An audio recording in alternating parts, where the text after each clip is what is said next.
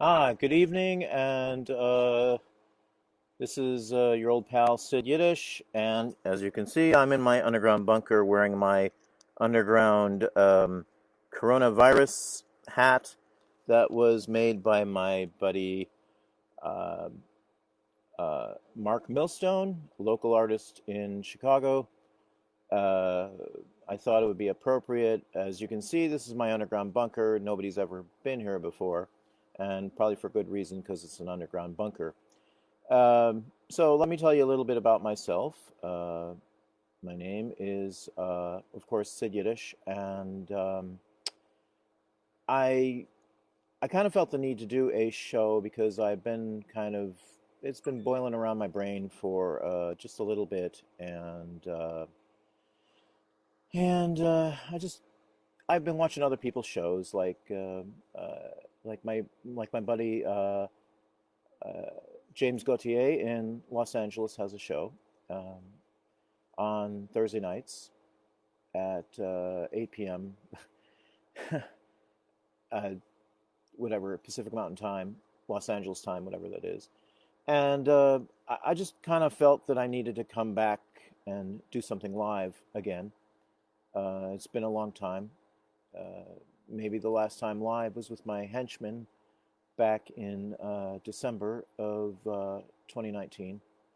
And a henchman show is a henchman show, but I shouldn't say but, it's a bad word. And uh, my background is pretty much I'm a performance artist. I have a master's of arts in interdisciplinary arts from Columbia College in 2016, and a bachelor's in print journalism, also from Columbia in 1990. Um, I've been on a lot of radio. I've done a lot of radio as a both DJ, announcer, performer, and interviewer. And my background, my first 15 years was in newspapers, primarily daily, not daily so much. I did a couple dailies, but mostly weeklies and monthlies and quarterlies. And I thought, everything was okay. And then I burnt out from it in the 90s, and then I somehow became this performer that has sort of evolved into this whole other level. I'm going to change hats if you don't mind. There, you can see my bald spot. Ow. This is the hat that everybody knows and loves. I do too. It's my second fish hat. There'll be a story about that in a future broadcast. Uh, but I'm here mostly to entertain you folks and entertain me, and maybe take questions later. But we'll run from week to week usually. I'll read a few poems, some short stories. I'll tell some stories. Play my music a little bit. We'll have a little food. Um, and I'll tell my friends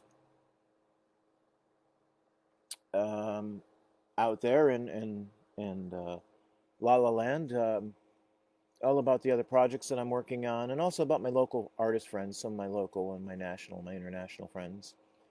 And we'll do a feature later on if I have time, and maybe something at the end to pop us all with.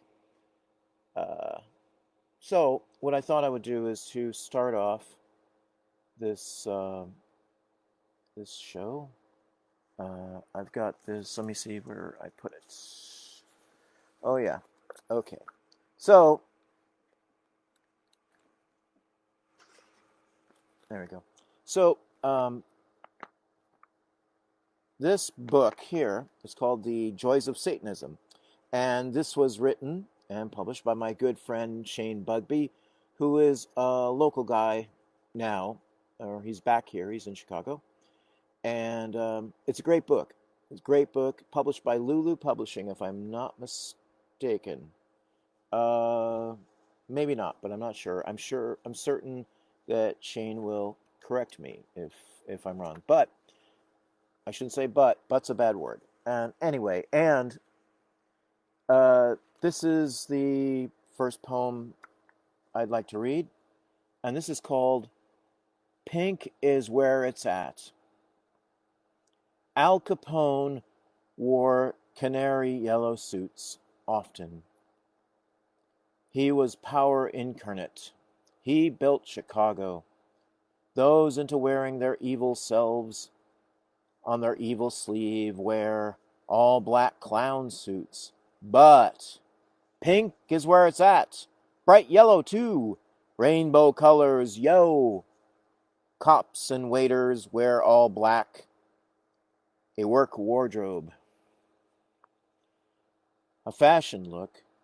Attempt at power projects authority from the missionary position. The employee forever on their knees, showing the fake in the fraud, showing what you fell for when you signed up, when you joined in.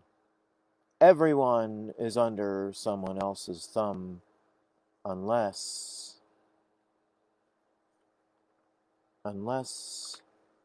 you're on the run. And that again is called Pink is Where It's At.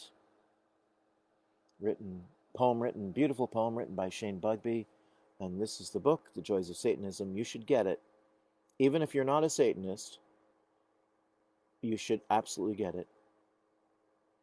I do eat Satan, but that's Seitan, Seitan, once in a while. So maybe that counts. I'm not certain. But who knows, right? So this is a great book. This is absolutely a great book. All right, let's look at the time here. Oh, it is 7:07, and we are still going live. Yes, I know. Uh, I have a format, but I just kind of go with the flow, and I kind of just do things on my own. That's how I do things. But anyway, um, let's see what we have here. Oh, so talking about poems, I'll read one of my poems, and this one, which I'll snap up in a sec here. This one, I know it's deciding if it wants to give it to me or not. But just in case you just joined in, you're watching the Quarter Hour with Sid Yiddish. Quarter usually means 15 minutes, or in my case, it might be half an hour. Okay. So here we go. And this is called Giving Kudos to Props. And I just wrote this on July 18th, so a couple weeks ago. Spaces in which we dwell, tolling and toiling our lives and love for mere moments, grateful for that chance to bear our prides.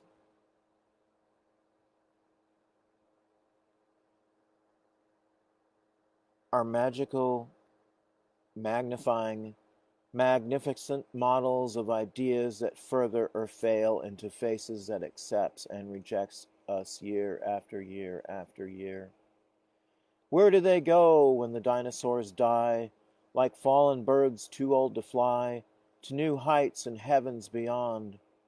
Do not weep like the trees that have bowed down before us with empathy and blithe.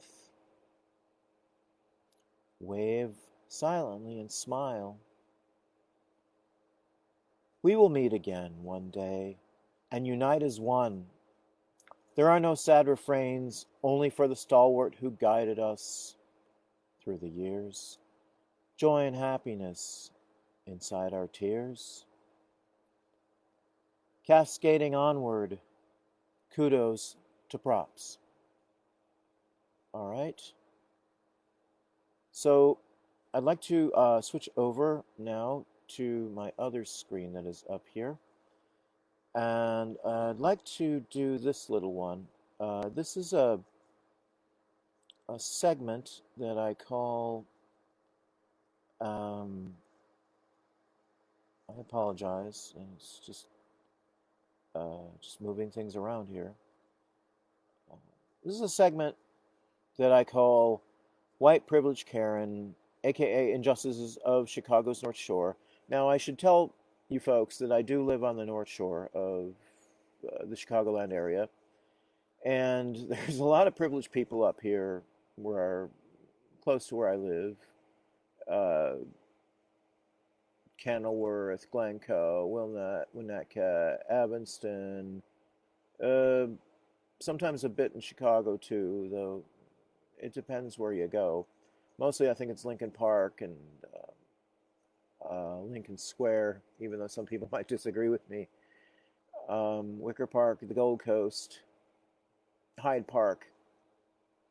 Uh, anyway, there's this sort of like this privilege that people seem to think they have, and so for like the last, I don't know, maybe the last couple of years, I've been subscribed to this digest called digestive format called Nextdoor Digest, and I've been reading the posts on here, especially during the pandemic, and some of them are pretty funny, and some invoke the white privilege card, which is so predominantly um, prevalent here on the North Shore, or not necessarily white privilege, but it's an entitlement kind of thing.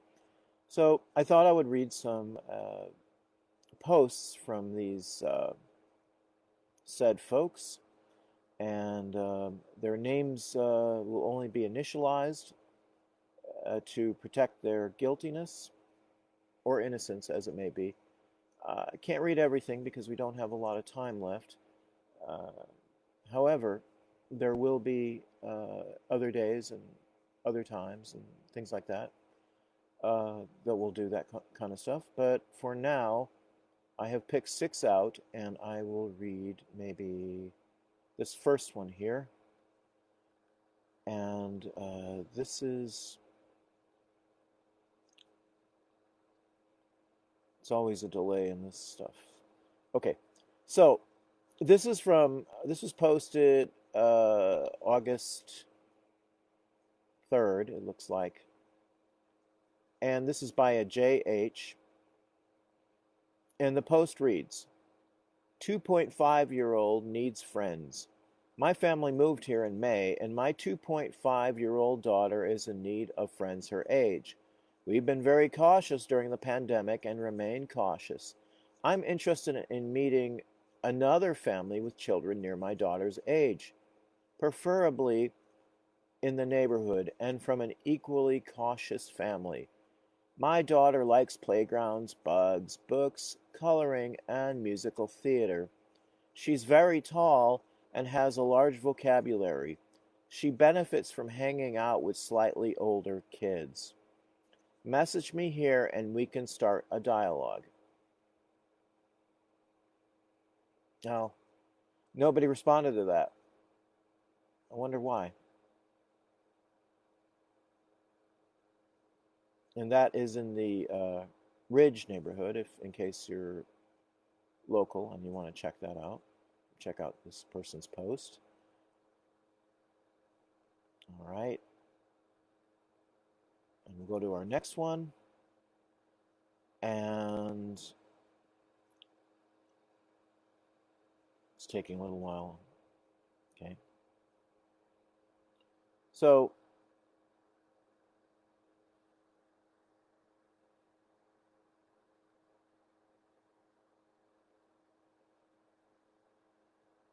okay. Sorry. We'll go to this one. I apologize. I apologize. I apologize. That's the problem with the internet. It just kind of like floats along and it's a bit of a problem. I don't know why this is not. Oh, I know why. My bad. Okay. this is going. I apologize. In the middle of this all, you're watching the quarter hour with Sid Yiddish, and we have reached the quarter hour, but I will be going on. Just don't know why this is so slow right now. I think it's just too much pressure on the internet itself. Okay. So this one, it comes from Willard, which I think is a little bit further than Evanston. And the post is by an RB, and his post is a little long, and it kind of goes like this. Landscaper in the area using child labor. Today, noticed that a landscaper up the street had a worker who looked like he was 12 years old, using a large gas-powered leaf blower. The child was not wearing hearing protection. I think that the business name on the truck was possibly, and I'm going to leave that blank because I don't think that's fair to do that, to give them something that I feel is bad publicity. I found this pretty troubling for the obvious reasons, but the intensity of the sound will certainly cause the kid to have hearing loss. Please be aware of who is doing work in your yard. So there are 40 comments here. I'm not going to read all 40 comments. I will try to read as many as I can here. Okay, from a GD. Interesting. I never got paid to do yard work when I was 12. We just did it. BON, the initials. One of my first jobs was cutting lawns and shoveling driveways on my block. I must have been around 12 years old. I do agree with protecting your ears and switching to battery-powered equipment. EW. I think they're part of the same family trying to survive. Pick up a set of ear protectors and give it to them. SB. Excellent answer. Maybe a pitcher of ice-cold lemonade as well. We've had some hot days. MM. Indeed. Good for the Hispanics. Good for the Hispanics who are doing the right thing, taking their kids with them to help with bringing food to the table rather than just staying at home watching TV or going off with other kids doing who knows what, unmasked. KT. I'm sorry. CT. Maybe drop the privileged attitude and speak with the people who do the hard work for you. LS. This is really funny to me. I started working for my dad doing handyman work and roofing when I was 13. I'm thankful for learning how to do so many practical things in my youth. It served me well. KG. You don't really believe that. Let the kids work. My kids all mowed grass, etc. at age 10. Thank God. Now they are in their 50s and have always known the benefits of hard work. As all of my 11 grandchildren do. All 11 are working this summer. Feeling blessed.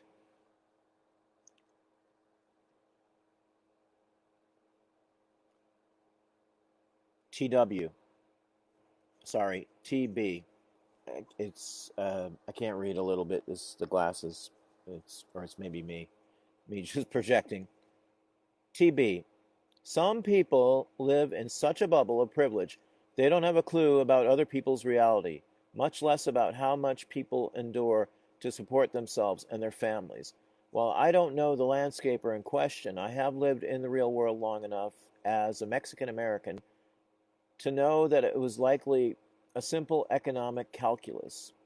Take my able-bodied child with me to help me do this back-breaking work or have to pay someone to do it with me.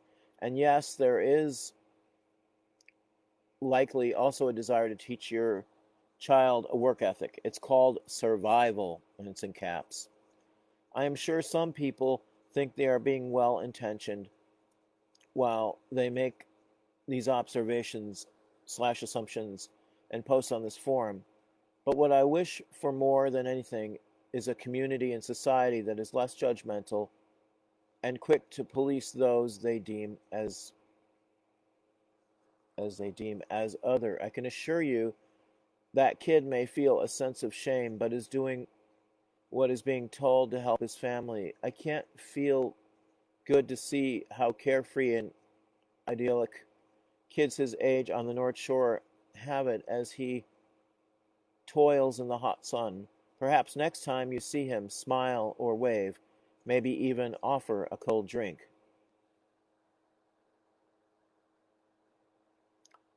All right. So, having said that, just to offer these two examples, uh, this is absolutely life on the North Shore. Uh, I I wish I could say otherwise, but it really is the case. People do feel entitled here. People do feel uh, privileged here. Um, and I've seen it every other place I've gone to in some regards, some places where I've traveled to. Uh, however, however it may be, it's not always like that. But on the North Shore, it is. And there were other listings for puppy play dates. Is another one, and another one I saw was there was somebody on the beach a few weeks ago, or with a Confederate beach towel, and they had swastikas on their arms for tattoos, and um, all the I don't want to say it like this, but all the white privileged people were just chowing about it, and it happened at the lighthouse in Evanston, and they were just chowing about it, and then a lot of them praised the African American woman who actually went out to the beach and told these folks off by way of video on Facebook, and it's easy to uh, complain on a forum, but unless you do something about it, it really doesn't mean anything. So instead of doing uh, your volume of complaining, you should be out there doing something. If not, don't say a word. It's almost like people who post about the great deeds that they've done, and they want a pat on the back or they want a cookie. And that's really not the idea of the point of doing good deeds. The point of doing good deeds is just to do them and don't expect anything. Just don't expect anything. Just do good deeds. Just do good deeds. Okay, so we are now in the 23rd minute of the 7 o'clock hour, and I would like to read another poem, and I will read one again from Shane Bugsby. Shane Bugsby's. Shane Bugby's. I'm sorry about that, Shane. Great book called The Joys of Satanism, and I will choose one more poem to read, and this one seems about appropriate, I think. Oh no, that one's too long. Uh, but this one's very short. This is called A Moment of Joy. A moment of joy denied, and sometimes the Satanist will use tricks to bring along the numb and the dumb and the joyless. The individual can, in a brief moment, become one with others. In moments, for a moment, briefly, ever so briefly. Ideas are easy to misinterpret. Ideas are easy to use as cover. The Women's March was the single largest satanic ritual ever performed. Anyone saying anything different is looking to ride the magic carpet. Those women wove because they can't weave on their own. And again, that was called A Moment of Joy, and that was written by Shane Bugbee, and in his great book, The Joys of Satanism. All right, so we are winding down to the final quarter hour, and I thought to do that and take us out, I would read this book, which I found in the free libraries. There are 2 free libraries. Those are the little boxes that offer the books and things like that. Books, and I've seen firecrackers in them too. Little free books, and there's one across the street from where I live, and there is another one that is right around the corner from where I take walks. And this is a book. It's by Rand McNally. It's a Rand McNally published book. It's a Rand McNally Junior Elf book, and this is a book called The Little Bear.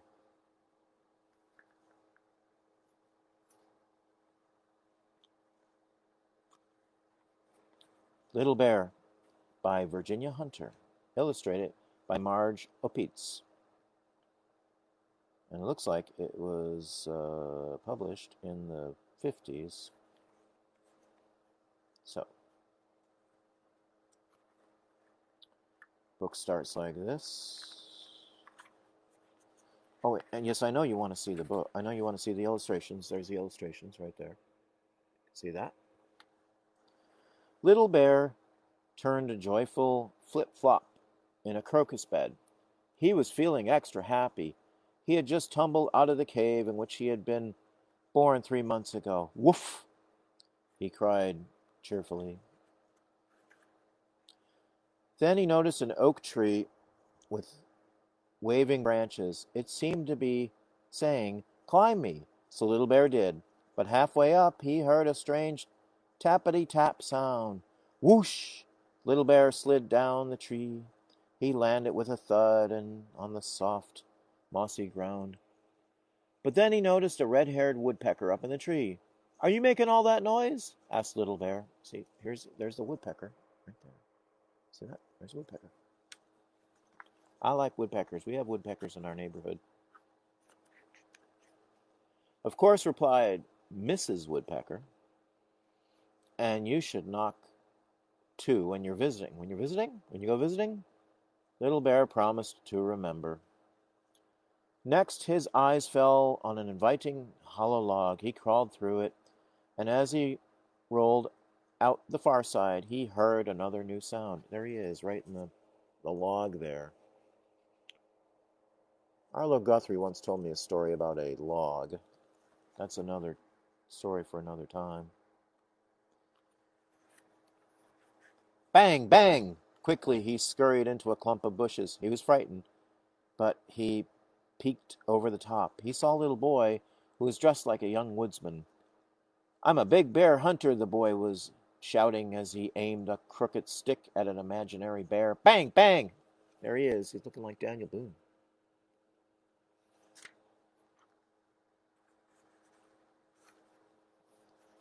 When the boy left, Little Bear came out of hiding and hurried home to tell his mother about the adventure with the mighty hunter. "I wasn't very brave," admitted Little Bear, "so I hid. Mother Bear said, 'You were wise, for it's best to be careful.'" There's his mom right there.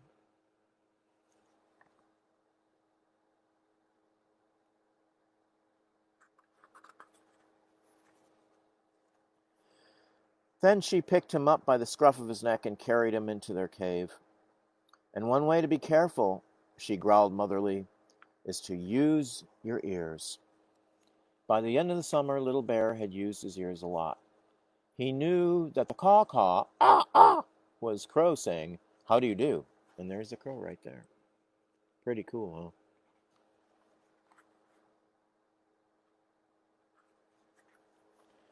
He knew that Thumpity Thump was Cottontail running away from danger, and Buzz Buzz was Bumblebee singing a song.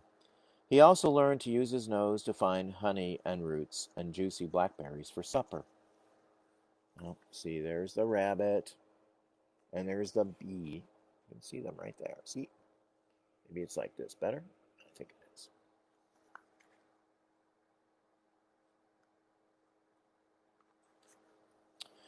In between sniffing and listening, he practiced running. Now he fell kerplop only once in a while. And by the time winter came, Little Bear knew the crackety crack was Squirrel cracking nuts. Check it out. There's a squirrel right there. You see the squirrel?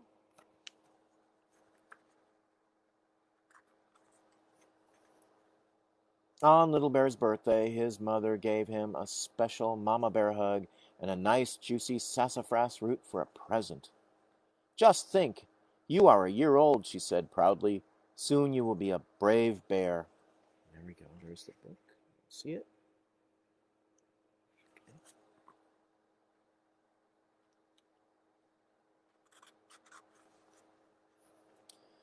Then there was a rollicking party in the frosty forest. All Little Bear's friends were invited. They cuffed each other happily. As Mama Bear watched, she sighed, "Bears will be bears." See, there's the bear party.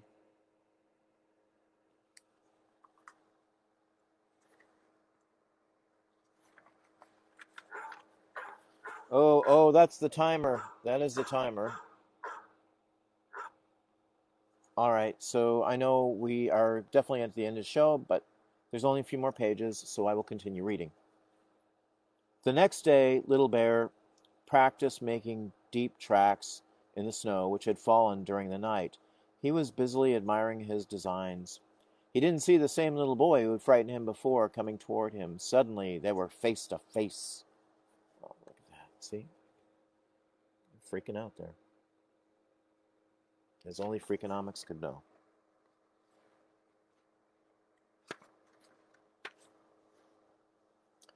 Little Bear's first thought was to hide again, but he remembered what Mamma had said yesterday.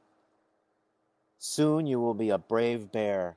His heart thumped, but didn't hide. Instead, he went roar. The boy didn't even take time to shout bang, bang. He turned and ran. Look at that. That's an angry bear.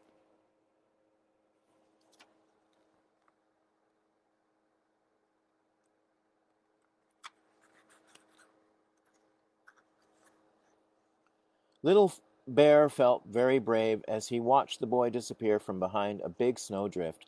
I'm growing up, he thought happily, and my roar was so fierce it almost frightened me. And this is the little bear, and there's the sunset, as you can see. I think it's sunset, I'm not sure. And that, my friends, is the end of the story. And it's also the end of the show, because we have run out of time. And hopefully I will be back next week, doing the same things, reading stories, reading poems of friends and mine, and yours, perhaps. If you'd like to send me one, you certainly can.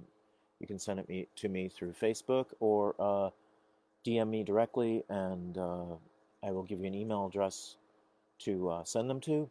If you have music you'd like me to play, be happy to do that. If you're pushing the product, especially like T-shirts and stickers and pins, I will wear them on my fish hat. I certainly do that, and shirts too. I definitely wear shirts. This one I got in Denmark about 10 years ago. So, having said that, I would like to say good evening to all of you who are going to go away in the evening. We're going to have a pleasant evening. If you're in the afternoon, I would say good afternoon to you, because you're in the afternoon. Or if you're in the morning, like some people, like say Denmark, for example, I'm going to say good morning to you. And until next time, I will see you all very, very soon. Good night.